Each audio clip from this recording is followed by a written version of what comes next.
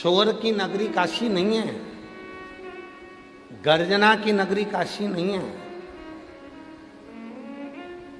उत्पात करने की नगरी काशी नहीं है, विद्वत्ता की नगरी काशी है, विश्वास की नगरी काशी है, श्रद्धा की नगरी काशी है, भाव की नगरी काशी है और परमात्मा से मिलन की नगरी काशी है। ये काशी परमात्मा से मिलन कराने वाली। इसीलिए शायद सावन के महीने में सारे व्रत किए जाते हैं। सोमवार का व्रत भी आता है, शिवरात्रि का व्रत भी आता है, मंगला गौरी का व्रत भी आता है, अन्नपूर्णा का व्रत भी आता है, अष्टमी का व्रत भी आता है। पर साथ में एक व्रत सावन के महीने में होता है जिसको मौन व्रत कहा जाता है। श्रावण के महीने में एक व्रत होता है जिसको मौन व्रत कहते हैं।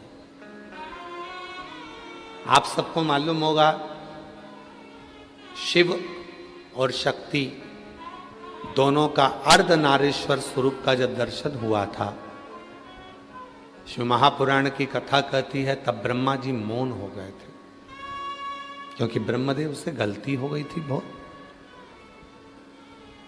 ब्रह्मा जी से इतनी गलती हो गई थी कि ब्रह्मा जी ने भगवान नारायण और भगवान शिव में भेद कर दिया था।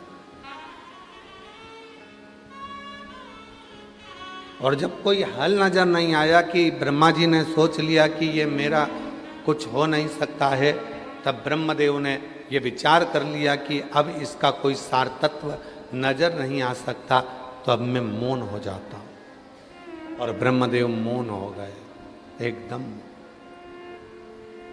और जैसे ही ब्रह्मा जी मौन हुए, भगवान शिव कृपा कर दिए, ब्रह्मा को वर दे दिया। श्रावण के महीने में जब मैं अपने ससुराल माता प्रसूति से सेवा ले रहा हूँगा, मेरी अर्धांगिनी सती मेरी सेवा कर रही होगी, समुद्र मंथन का विष मैंने पिया होगा और मेरी पार्वती मेरे को कावड़ चढ़ा रही होगी। उस श्रावण के महीने में संसार में रहने वाला यदि मनुष्य एक दिन भी कुछ घंटों का भी यदि मौन व्रत धारण कर लेगा, शिव कहते हैं वो एक लोक नहीं अनेक लोकों का सुख भोग कर परम लोक को प्राप्त करेगा। इसलिए श्रावण महीने में जितना कावड़ का महत्व है, श्रावण महीने में जितना कावड़ चढ़ाने का महत्व है, श्रावण के महीने में जितना 2 लोटा जल चढ़ाने का महत्व है, श्रावण के महीने में जितना शिव की अविरल भक्ति करने का महत्व है, उतना ही मौन रहने का महत्व है। पूरे महीने में एक दिन 2 घंटा, आधा घंटा, 15 मिनट, 20 मिनट, 1 घंटा, एक दिन, जितना भी हमसे बन सकता है उतना हमें मौन धारण करना चाहिए। एक दिन हमें मालूम है पूरे दिन तो तुम मौन नहीं रह सकते और पूरे महीने भी नहीं रह सकते, तो कम से कम एक दिन मौन रहना, चुप। त्रेता में तब साधना करना पड़ती थी, तब आप कृपा करते थे। द्वापर में यज्ञ करना पड़ता था, उपास करना पड़ता था, तब आप कृपा करते थे। जितने सतयुग के संत हैं, जितने त्रेता के साधु हैं, जितने द्वापर के महात्मा हैं, वो शिव जी से कहते हैं अब हमको कलयुग में नीचे भेज दो, हमको कलयुग में नीचे भेज दो। शिव जी ने पूछा क्यों, किस लिए, काय को, किस कारण? तो सतयुग के संत कहते हैं, त्रेता के संत कहते हैं, द्वापर के संत कहते हैं पहले हम यज्ञ करते थे तब शिव प्रसन्न होते थे, व्रत करते थे तब शिव प्रसन्न होते थे, साधना उपासना करते थे तब शिव प्रसन्न होते थे। पर अब हमको कलयुग में भेज दो, क्योंकि 1 लोटा जल से शिव प्रसन्न हो जाते हैं। 1 लोटा जल सारी समस्या का। अब शिव केवल एक लोटे जल से प्रसन्न हो जाते हैं, केवल एक लोटा जल। अब उस जल को चाहे तुम, कोई कहे कि ये गंदा नदी का पानी है, कोई कहे गटर का पानी है, कोई कहे कारपोरेशन का पानी है, कोई कहे नगर पालिका का पानी है, कोई कहे टंकी का पानी है, कोई कहे खड्डे का पानी है, तुम कुछ भी कहते रहो। शिवजी अगर पानी देखते होते तो तुमसे पानी मांगते ही नहीं। शिवजी अगर फूल देखते होते तो तुमसे फूल मांगते ही नहीं। शिव महापुराण में, स्कंद पुराण में, भविष्य पुराण में, अग्नि पुराण में, नर्मदा पुराण में, लिंग पुराण में, नारद पुराण में, ब्रह्मवैवर्त पुराण में, कूर्म पुराण में, मत्स्य पुराण में, विष्णु पुराण में, श्रीमद् भागवत पुराण में, जितनी पुराणे हैं और जितनी उनकी उप पुराण है, उसमें ये नहीं लिखा कि जल कहाँ का लेकर आना। उसमें तो ये लिखा, भाव से अगर तूने आंख के अश्रु भी चढ़ा दिए तो भी शिव स्वीकार करिएगा, तो भी शिव स्वीकार करिएगा। चलो जाने दो, अब एक कथा सुनो नरसिंह मेहता जी की। नानी बाई का मायरा सांवरिया सेठ ने भरा था, पर सांवरिया सेठ से मिलाने वाला नरसिंह जी को थे कौन? भगवान देव अधिदेव महादेव। जरा विचार करिए, थोड़ा संगीत सब थोड़ा शांति से रहे। सांवरिया सेठ से शिव जी को मिलाने वाला कौन था? कौन? विचार करना जरा। बड़ी भाभी ने देवर को धक्के मार के निकाल दिया। नरसिंह मेहता जी रोते हुए कहाँ जाते तो बड़े भाई सारंगधर ने कह दिया कि वो टूटा हुआ शिवजी का मंदिर है, वहां चले जा। टूटे हुए शिवजी के मंदिर में भेज दिया और टूटे हुए शिवजी के मंदिर में नरसिंह जी चले गए। ना लोटा था, ना जल था, ना फूल था, ना पत्र था, ना भोग था, ना भोजन था, कुछ कुछ।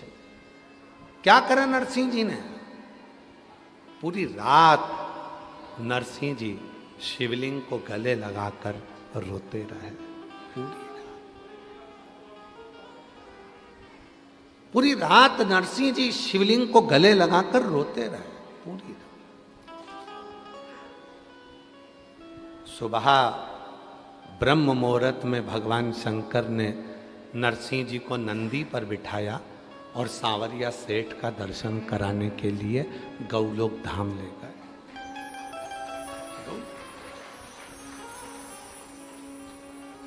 जिस गौलोक धाम में नरसिंह जी पहुंचे, वहां पर भगवान सांवरिया जी राधा जी के साथ नृत्य कर रहे थे।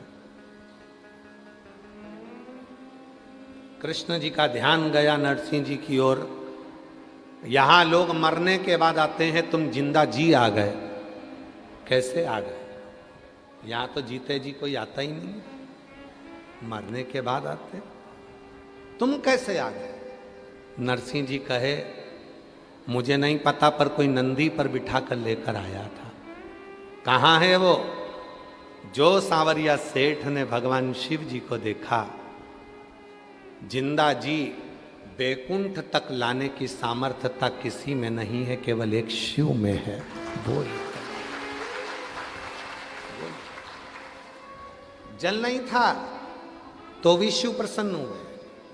यही कलिकाल की घटना है, यही कलयुग की घटना है। नानी बाई का मायरा कोई सतयुग या त्रेता या द्वापर का नहीं है, कलयुग का है। आंखों के पानी में नमक होता है कि नहीं होता है? बोलो बोलो, जम के बोलो। होता है। अब जब आंखों का पानी नमक वाला शिव जी पे गिरा होगा तो भी तो शिव जी ने स्वीकार किया होगा। अब दुनिया के लोग कहते हैं पानी शुद्ध रखो। और शिव महापुराण की कथा कहती है वाणी शुद्ध रखो।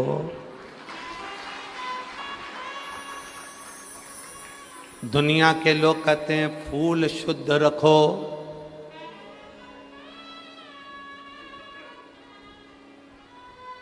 एक पुष्प होता है पारिजात का पुष्प, देखा है आप लोगों ने? पारिजात का पुष्प, उस पुष्प को तोड़ा नहीं जाता, तोड़कर अगर भगवान को चढ़ाया जाता है तो पारिजात का पुष्प फलित नहीं होता, दुख देता है। वो पुष्प का नियम है बाबा जी। वो पारिजात का पुष्प जमीन पे गिरे और उसको उठाया जाए, बिना धोए शिव जी को चढ़ाया जाए तो अनेक फल प्रदान कर देता है।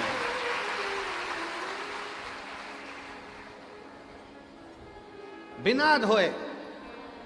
और आज भी प्रमाण है महाराज जी, आज भी हमारे सनातन धर्म में प्रमाण है, जिस पुष्प को पानी में धोकर भगवान को चढ़ाया जाता है वो फूल भगवान स्वीकार नहीं करते। आज भी नियम है वकील साहब, आज भी नियम है। जिस फूल को अगर पेड़ से तोड़ा, पानी में धोया, उसके बाद भगवान को चढ़ाया तो भगवान उसको स्वीकार नहीं करते। ये रीते आज भी। फूल से टूटा और टूटने के बाद भगवान को चढ़ा दिया, वो स्वीकार।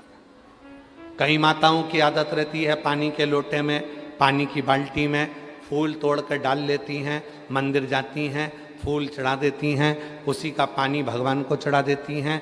पानी में ही फूल पड़ा रहता है, भगवान को चढ़ा रही हैं। कई लोगों की आदत रहती है, वो सोचते हैं कि हम जा तो रहे हैं, फूल अलग से कहाँ ले जाएंगे, पानी के लोटे में, पानी की बाल्टी में फूल डाल लिए, तोड़ तोड़ कर पानी की बाल्टी में फूल डाले और शिव जी को जाकर चढ़ा दिए। शिव स्वीकार नहीं करता। पूरी पुराण को उठाकर देखना, कहीं नहीं लिखा कि फूल को धोकर शिव को चढ़ाना। यहाँ तक लिख दिया कि पारिजात का यदि फूल, और ये पारिजात का फूल कब आया था? अभी अभी हमने कथा में वर्णन किया था, सीहोर की कथा में। सीहोर की कथा में वर्णन किया था, आप लोगों ने सुना होगा। दुर्वासा बाबा आ गए थे अयोध्या में भोजन करने के लिए। अभी कथा में बोला था, आप लोगों ने में से किसी न किसी ने सुना होगा। दुर्वासा ऋषि आए अयोध्या, भगवान श्री राम जी, भरत जी, शत्रुघ्न जी, लक्ष्मण जी सब ने आओ भगत करी। माँ जानकी जी ने भी प्रणाम करा और राम जी ने कह दिया कि प्रभु भोजन करना है आपको अयोध्या में। तो उन्होंने कह दिया था भोजन तो करूँगा, पर शर्त एक है, भोजन बनाने में अग्नि का प्रयोग ना हो, भोजन बनाने में जल का प्रयोग ना हो, और भोजन बनाने में धेनु का प्रयोग ना हो। कोई दूध, कोई घी, कोई दही, कोई वस्तु गाय की होना नहीं चाहिए। धेनु का प्रयोग भी ना हो, सुनो, अग्नि का प्रयोग भी ना हो और जल का प्रयोग भी ना हो। अब हमसे अगर भोजन कराना है तो बिना अग्नि का, बिना पानी का और बिना धेनु का। और दूसरा, मैं सरयू जी का स्नान कर कर आऊँगा और भगवान शिव की पूजन करूँगा, तो मुझे वो पुष्प ला कर देना जिस पुष्प को अयोध्या और संसार के लोगों ने कभी नहीं देखा हो। कभी नहीं देखा हो ऐसा पुष्प मुझे चाहिए अयोध्या में शिव जी की पूजन के लिए। दुर्वासा जी ने ये डिमांड रख दी। वो तो भगवान को धन्यवाद देना कि सीहोर वाला बाबा डिमांड नहीं रखता। दो वृक्ष, एक कल्प वृक्ष और दूसरा पारिजात का वृक्ष, दो वृक्ष है। पत्र गया और वो पत्र इंद्र के चरणों में जाकर गिरा, तो पत्र पढ़ते से ही इंद्रदेव ने दो वृक्ष भेजे। कौन कौन से वृक्ष भेजे? एक कल्प वृक्ष एक पारिजात का। कल्प वृक्ष इसलिए भेजा गया कि राम जी ने हाथ जोड़े कल्प वृक्ष के और कहा कि भोजन दे दो। कल्प वृक्ष से जो मांगो वो मिल जाता है। बना हुआ भोजन सामने आ गया, ना अग्नि लगी, ना पानी लगा, ना धेनु लगी, और भोजन दुर्वासा जी के सामने। दूसरा, पारिजात का वृक्ष आया। जिस पारिजात के फूल को किसी ने नहीं देखा था, वो राम जी ने दुर्वासा जी को दिया शिव जी को चढ़ाने के लिए। और वो फूल जो जमीन पर पड़े थे वो राम जी बीन कर दुर्वासा जी को दिए थे। शिव ने स्वीकार। आज भूमि पर पड़ा हुआ ये पुष्प तुम्हारे हाथ का स्पर्श पाकर मेरे पास आया है। आज के बाद संसार का मनुष्य जब पारिजात का फूल मुझे देगा तो वो तोड़ कर देगा तो फल नहीं मिलेगा, पर भूमि पर पड़ा हुआ देगा तो मैं राम के रूप में उसको स्वीकार करूंगा।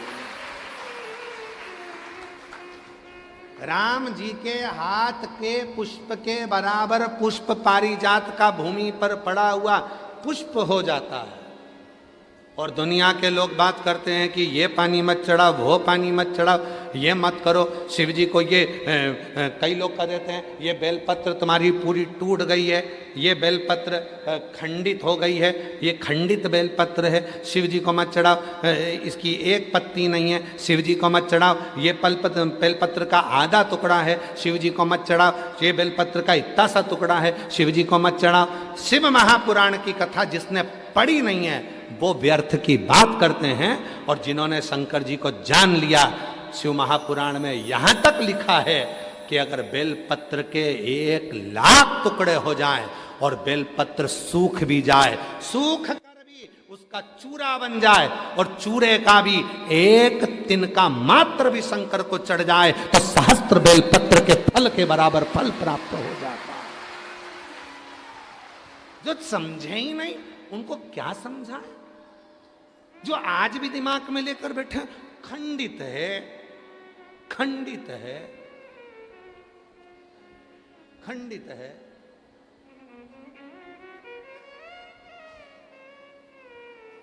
खंडित है।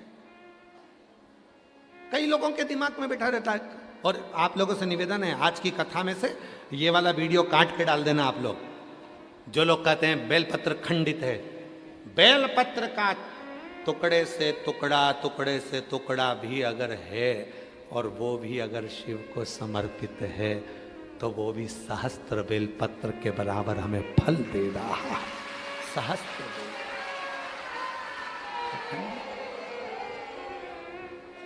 दुनिया में केवल एक ही तो है,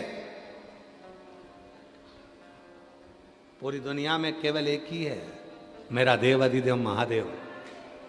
भगवान विष्णु जी की मूर्ति खंडित होती है तो मूर्ति को बदलना पड़ता है। राम जी की मूर्ति खंडित होती है तो मूर्ति को बदलना पड़ता है। देवी जी की मूर्ति खंडित होती है तो मूर्ति को बदलना पड़ता है। दत्त भगवान की मूर्ति खंडित होती है तो मूर्ति को बदलना पड़ता है। 33 कोटि देवताओं की मूर्ति खंडित होती है तो मूर्ति को बदलना पड़ता है। और महादेव का शिवलिंग यदि खंडित भी हो जाता है तो वह खंडेश्वर महादेव कहलाता है।